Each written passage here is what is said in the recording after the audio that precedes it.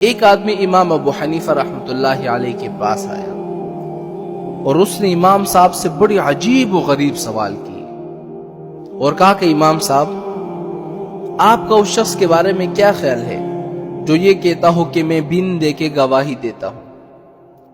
دوسری بات، یہودی اور عیسائیوں کی بات کی میں تصدیق کرتا ہوں، ان کی باتوں کو میں مانتا ہوں۔ تیسری بات، اللہ تعالیٰ کی رحمت سے دور بھاگتا ہوں۔ ہر آدمی اللہ تعالیٰ کی رحمت کی طرف آتا ہے اور یہ اللہ تعالیٰ کی رحمت سے دور بھاگ جاتا ہے۔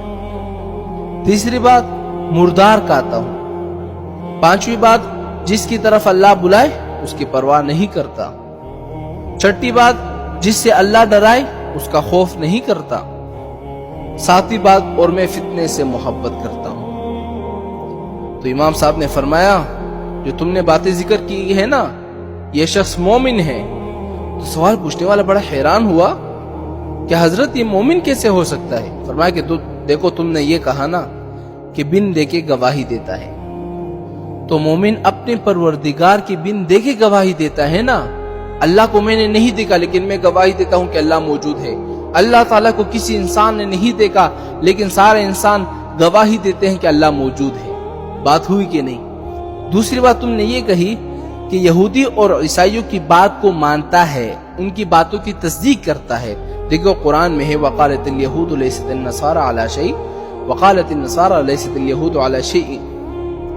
یہودی عیسائیوں سے کہتے ہیں کہ تم عیسائیوں کا کوئی مذہب نہیں، کوئی دین نہیں، تم لوگ جھوٹے ہو۔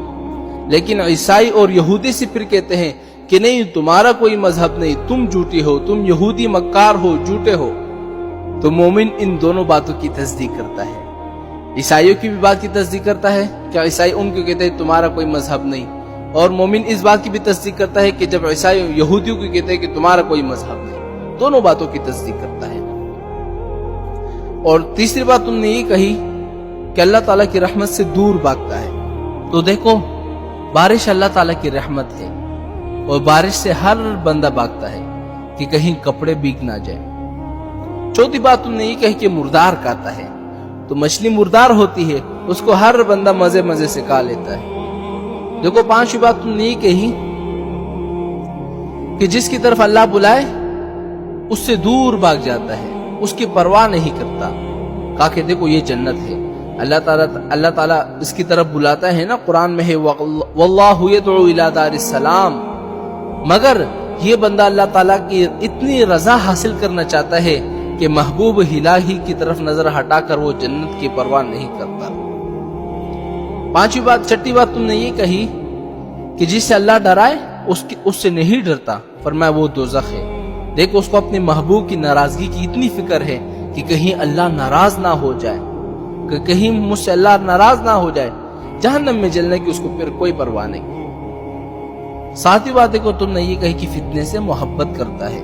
قرآن میں ہے انما اموالکم واولادکم فتنہ، مال اور اولاد فتنہ ہے۔ تو آپ مجھے خود بتائیں، مال اور اولاد سے کون محبت نہیں کرتا؟ ہر آدمی جو ہے مال اور اولاد سے محبت کرتا ہے۔ ایک اور شخص امام صاحب کے پاس آیا، کہنے لگا کہ میں نے سنا ہے کہ آپ ہر سوال کا جواب دے دیتے ہیں۔ امام صاحب نے فرمایا، تم پوچھو کیا سوال پوچھنا ہے۔ اس نے بتایا کہ پخانا میٹھا ہوتا ہے یا نمکین ہوتا ہے؟ آپ نے فرمایا کہ میٹھا ہوتا ہے۔ اس شخص نے کہا آپ کے پاس کیا دلیل ہے؟